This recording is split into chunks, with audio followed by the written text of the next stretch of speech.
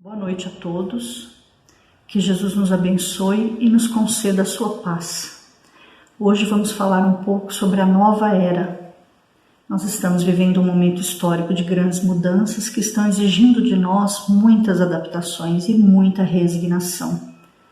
São verdadeiras convulsões morais que diariamente se apresentam em todas as sociedades do planeta. E a nós, espíritas, cabe a grande tarefa de vigilância para não sermos surpreendidos por essas perturbações decorrentes da nossa realidade de natureza espiritual. Nós sabemos que há milhões de equipes espirituais nos apoiando mais do que nunca nessa fase de transição planetária. O orai e vigiai mais do que nunca tem que ser uma constante, se não quisermos experimentar perturbações causadas pelas experiências desse período. O que deve nos chamar mais a atenção é a vivência da proposta espírita, atender as pessoas necessitadas, demonstrando a excelência da convivência dos ensinamentos de Jesus através dos atos de amor, de paciência, de begnitude e de misericórdia.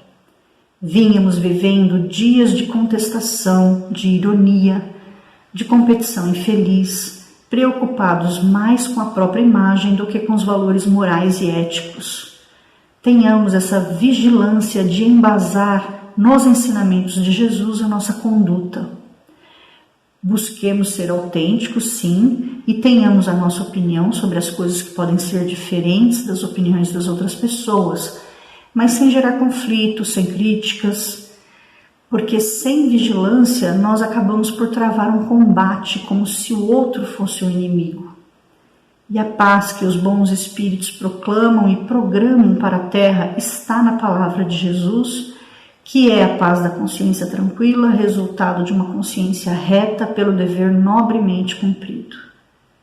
Se procurarmos fazer a nossa parte, poderemos efetivamente colaborar, preparando o caminho para aqueles missionários que deram prosseguimento à tarefa quando o mundo de regeneração iniciar-se, tendo facilitadas as suas atividades nas regiões umbralinas, onde se encontram retidos espíritos seculares ou milenares vinculados ao mal, os quais serão esclarecidos para a grande opção: avançar com a Terra moralizada ou ir para um planeta inferior na escala evolutiva, onde contribuirão intelectualmente para o desenvolvimento daquele planeta mais atrasado.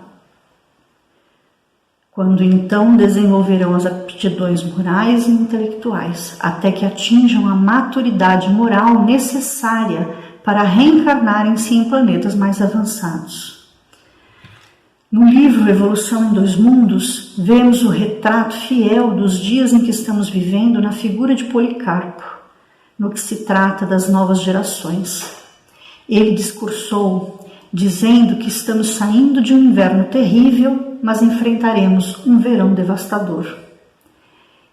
E por verão devastador, refere-se às paixões assomadas com tanta volúpia que o arder destas falsas necessidades tomaram conta da criatura humana em detrimento do equilíbrio emocional, que cederá lentamente ao abuso de tóxicos, do álcool, do sexo, às fugas espetaculares pelo suicídio, às quedas abissais da depressão, da síndrome do pânico, nos transtornos obsessivos compulsivos de conduta. Esse é o verão aterrador a que Policarpo se refere. A mensagem espírita é sempre de esperança, mas não podemos achar que todo o trabalho é do plano espiritual. Isso seria uma visão ingênua. Não é que Policarpo tenha quisto nos aterrorizar, mas sim não nos iludir. Em nome da esperança, os bons espíritos não vão fantasiar aquilo que nós ainda não temos condições de produzir. Então eles nos advertem, como fez Jesus em Marcos, capítulo 13, sobre as premonições dos finais dos tempos que ainda não se consumaram. Nós não conseguiremos sair desses círculos viciosos se não tivermos um impacto considerável. Estamos em transição, num momento em que as pessoas se agridem para defender suas ideias, convicto de que estão defendendo a verdade. Se defendemos a verdade por meio de agressões, isso demonstra que a nossa verdade ainda não é legítima, porque a verdade é pacífica. E apesar de todas essas lutas travadas, esse será o século do amor, da religião, da beleza, da arte. Na razão direta que o século anterior foi o da ciência e da tecnologia. A ciência e a tecnologia continuarão, porém aplicados a benefício da vida humana, a serviço do bem. Os espíritos rebeldes, violentos, agressivos, não tendo a chance de retornarem, cederão lugar aos espíritos bons, que em gerações futuras viverão em paz.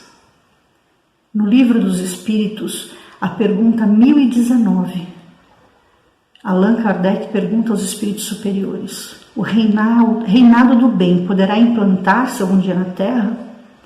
E os espíritos superiores respondem: o bem reinará na Terra quando, entre os espíritos que vêm habitar, os bons predominarem, porque então farão que reinem o amor e a justiça, fonte do bem e da felicidade.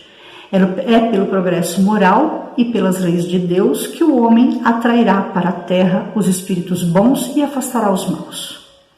Através da busca da espiritualização, da superação das dores e da construção de uma nova sociedade é que a humanidade caminha para a regeneração das consciências. Cabe a cada um a longa e árdua tarefa de ascensão, trabalho e amor ao próximo com Jesus. Este o caminho como ocorrerá a transformação do planeta da categoria de provas e expiações para a categoria de planeta de regeneração. Nenhuma evolução dá saltos. Tudo acontece devagar, em longos períodos, são longamente preparados por acontecimentos parciais. Podemos dizer que os tempos são chegados, mas não que tudo acontecerá amanhã, apenas que estamos no período em que elas se verificarão. Os cataclismos que se sucederão serão de ordem moral e acontecerão nos próprios homens. As gerações futuras avançarão para todas as ideias humanitárias, sempre compatíveis com o grau de evolução que conquistaram, e descobrirão nas ideias espíritas uma poderosa alavanca, e como o espiritismo objetiva o mesmo alvo, encontrará esses homens novos no mesmo terreno e inteiramente dispostos a acolhê-lo. É como a época atual, que é de transição, as duas gerações irão se confundir. Veremos a partida de uma e a chegada de outra. A geração que está vindo tem ideias e pontos de vista progressistas, intuitivas e, sobretudo, com relação às disposições morais, no sentido de terem um sentimento inato do bem, aliados a uma inteligência e razão geralmente precoces, e também crenças espiritualistas.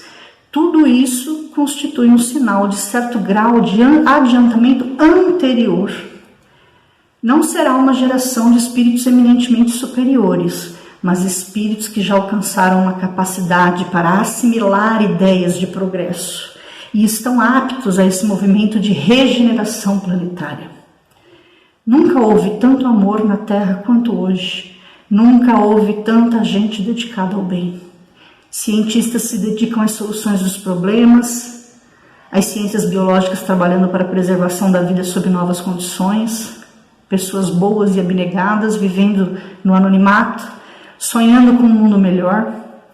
Por enquanto, o bem não dá audiência. Todos os meios de comunicação em massa só falam em desgraças. E temos a ideia de que tudo está perdido. Mas a realidade é outra, né? O momento de ajudar é agora. Todos estamos convocados a servir, sem exigências de gratidão, sem exigências de reconhecimento, conscientes do dever de construirmos um mundo novo. Não é preciso dinheiro, porque uma palavra gentil salva uma vida. Um sorriso amigo transfere segurança e coragem e ilumina o outro. Então que cada um de nós seja amor e bem-querer. não importando se ainda não atingimos a perfeição. Não aguardemos que o mundo seja melhor para ajudar. Fazendo a nossa parte, o mundo será melhor. Não nos inquietemos com receio do nosso destino. Jesus, como nosso mestre e guia, deixou claro que ninguém ficará desamparado, como afirmou na parábola da ovelha perdida, em Lucas capítulo 15, versículos 1 a 7. Essa transição para uma nova era está inserida num planejamento divino, é o cumprimento da lei do progresso. Santo Agostinho, em Evangelho segundo o Espiritismo, comenta que o progresso é uma das leis da natureza.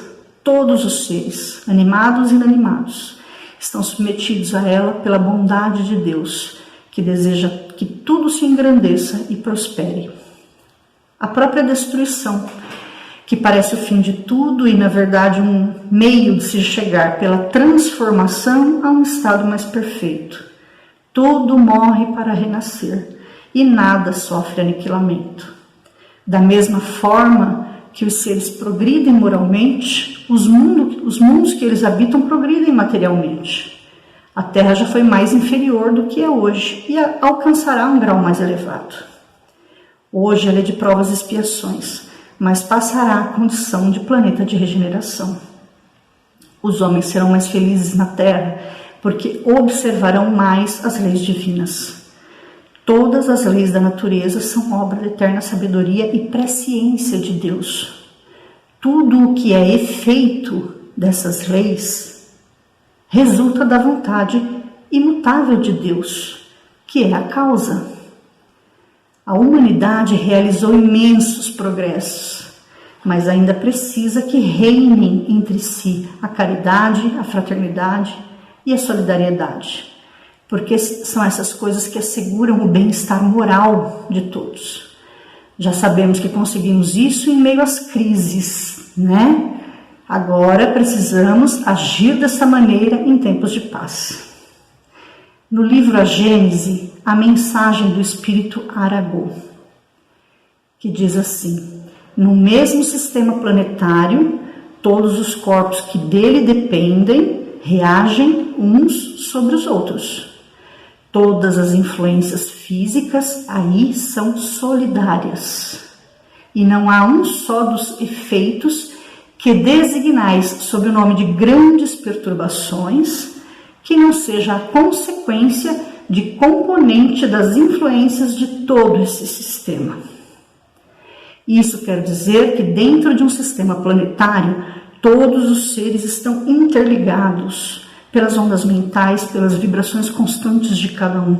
Se um está doente, por exemplo, interferirá em todos os demais.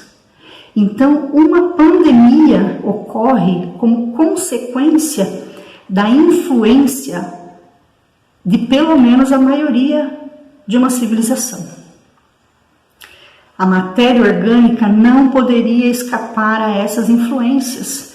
As perturbações que ela sofre podem alterar o estado físico dos seres vivos e determinar algumas dessas doenças que atacam de maneira geral as plantas, os animais e os homens. Como todos os flagelos, essas doenças são para a inteligência humana um estimulante que a impele, por necessidade, à procura dos meios de as combater e as descobertas das leis da natureza, que são as leis divinas. Quando dizemos que a humanidade chegou a um período de transformação e que a Terra deve elevar-se na hierarquia dos mundos, não há nada de místico nisso. O que há é a realização de uma das grandes leis fatais do universo, que é a lei de causa e efeito, contra a qual se quebra toda a má vontade humana. No livro A Caminho da Luz, de Emmanuel, ele nos alertou que aproxima-se o momento em que se efetuará a avaliação de todos os valores terrestres para o ressurgimento das energias criadoras de um mundo novo. E na mesma obra, ele cita que numerosas transformações são aguardadas e o Espiritismo esclarece os corações, renovando a personalidade espiritual das criaturas para o futuro que se aproxima. A Terra ficará livre de espíritos endurecidos no mal, Mas isso não é para amanhã, é um processo, porque a evolução não dá saltos. Permanecerão neste planeta os que puderem compreender a lição do amor e da fraternidade, sob a égide de Jesus, cuja misericórdia é o verbo de vida, luz desde o princípio. Emmanuel também nos fala que depois da treva surgirá uma nova aurora. Luzes consoladoras envolverão todo o orbe regenerado no batismo do sofrimento. O homem espiritual estará unido ao homem físico para sua marcha gloriosa no ilimitado. E o Espiritismo terá retirado dos seus escombros materiais a alma divina das religiões, que os homens perverteram, ligando-as no abraço acolhedor do cristianismo restaurado. Ainda verteremos muito pranto, ouviremos muitas profecias alarmantes, mas a Terra sairá desse processo de transformação mais feliz e mais depurada. Iniciado esse período da grande mudança de planeta de provas e expiações para planeta de regeneração. Assim como o planeta experimenta suas mudanças físicas e geológicas, as mudanças morais são inadiáveis. Sejamos nós, espíritas, a mostrarmos a grandeza do amor de Jesus em nossas vidas. Porque o amor é o tesouro que quanto mais se divide, mais se multiplica. Esse é o amor de Jesus. E para encerrar, vamos fazer a prece que ele nos ensinou. Pai nosso, que estais nos céus, santificado seja o vosso nome, que por meio do nosso esforço possamos alcançar o vosso reino de amor e de luz. Seja feita a vossa vontade acima dos nossos desejos. Perdoe-nos, Pai, os nossos erros, à medida que perdoamos os nossos ofensores, com amor e esquecimento do mal. Dai-nos o pão que alimenta nosso corpo físico e o pão que alimenta o nosso espírito, o Evangelho de luz de Jesus. Sustentai-nos nas provações, nas expiações e nas tentações, e livrai-nos de todo o mal, principalmente do mal que ainda reside em nós. Assim seja. Obrigada, boa noite.